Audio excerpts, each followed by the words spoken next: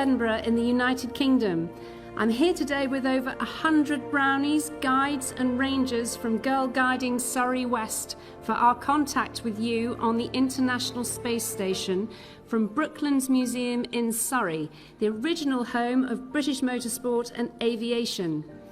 As president of Girl Guiding, no, actually now patron of Girl Guiding Association in the UK, I want to thank you for the inspiration you show to our young girls to pursue a career in science, technology, engineering and mathematics. Are you ready for your first question, Sunny? Over. Your Royal Highness, yes, I am ready. I'm glad to hear your voice. Thank you. I'm glad to hear you too. This is all really exciting. So, your first question. Who or what inspired you to become an astronaut?